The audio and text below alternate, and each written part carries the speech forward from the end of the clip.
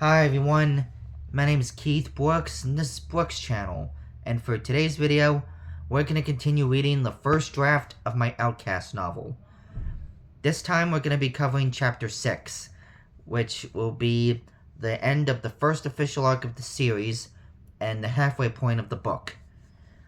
Last time we covered Chapter 5, which covered Jay and Woody, like the start of their motivations for wanting to leave home and go on their adventures. This chapter is when they all meet up with Mitch and Joey, and everything gets set in motion. So, without further ado, let's open up the book and get started. Chapter 6. After sleeping at Woody's that night, Mitch and Joey told him everything that happened the day before. Woody also told them about what happened to him after school. The three of them just sat there in silence, taking in what everyone else had said, no one knowing how to respond to any of it. So basically, we all went through shit yesterday, Mitch said, finally breaking the silence. Sounds like it, Woody replied. So what are you guys gonna do? I don't mind you crashing here, but Joey's parents are gonna be looking for him. Woody and Mitch both turned their heads to Joey, who was just sitting there on the couch with his head down and just listening to them. Before anyone could answer, a loud knock banged on the door. The three boys jumped in surprise, worried about who it could be. Woody quietly got out of his chair and went to the door. He looked through the eye hole and breathed a sigh of relief seeing who it was. Finally, he opened the door to reveal Jay standing on the other side. "Hey," Jay said to Woody while waving at him. He then looked inside to see Joey and Mitch looking at him from their seats. "Oh, there you guys are," he said to them. "Come on in," Woody said, letting Jay inside. "Hey, Jay," Mitch said, greeting him, while Joey just silently waved. "So what are you doing here this early?" Woody asked Jay curiously. Jay looked over at Joey before speaking. "Joey's parents came by not long ago asking if I've seen him. Apparently, he wasn't home when they got up this morning." Joey just nervously looked down with a whimper. "Did something happen?" Jay asked Joey with concern. "It's not like you to just up and leave without a word."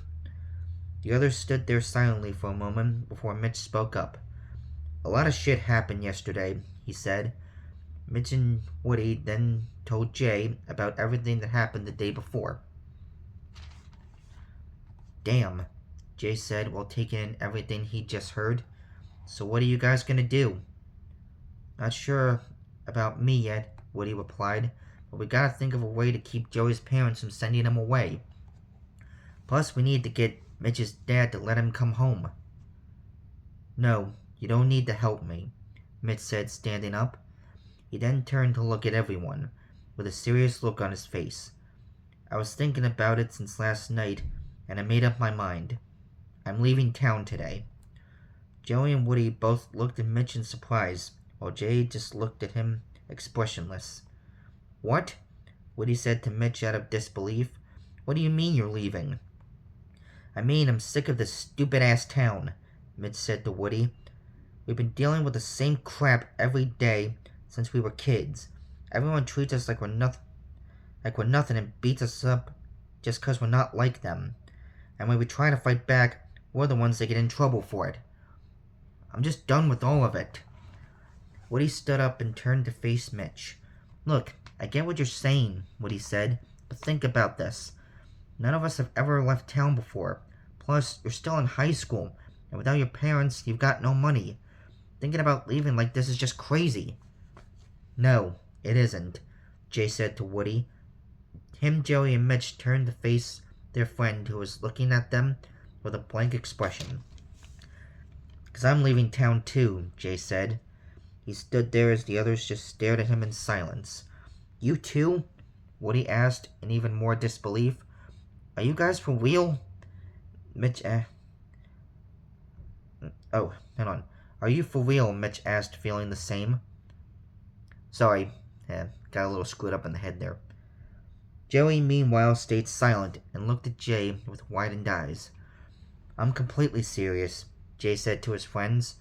I was talking to Mr. Gentili yesterday, and he thinks I'm ready to go out on my own.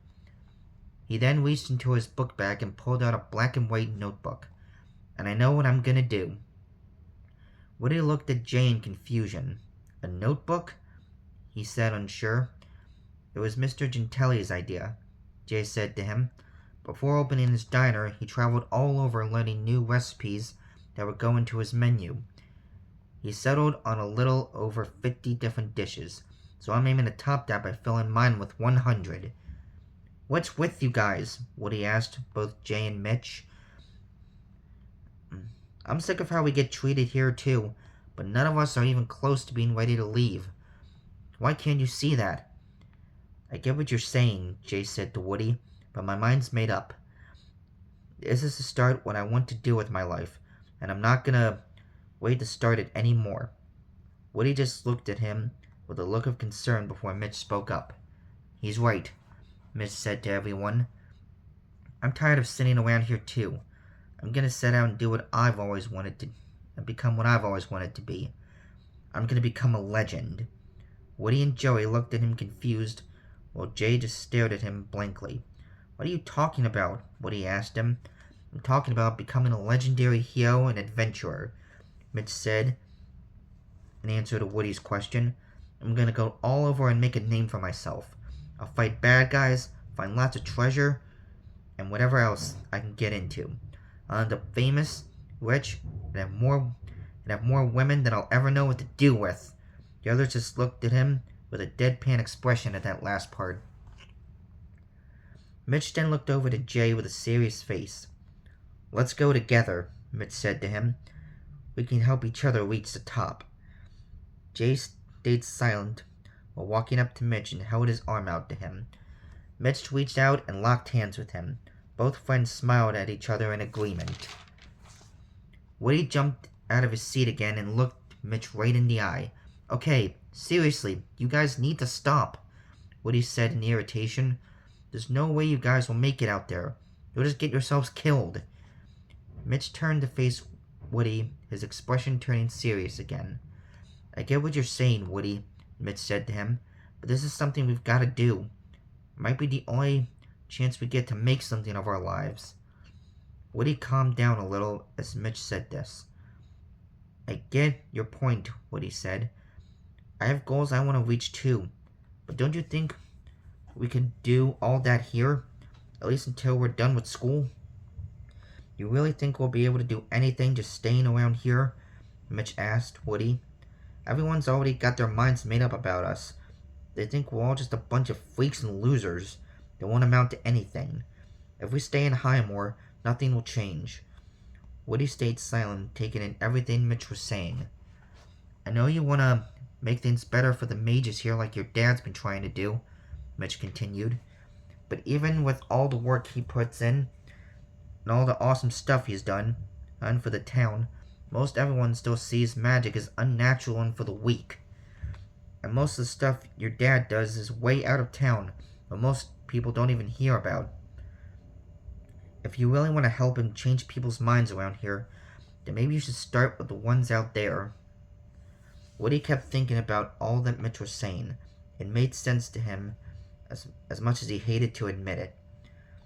As much as he wanted to help his dad achieve more equality between mages and normal people, he was unsure of how to start.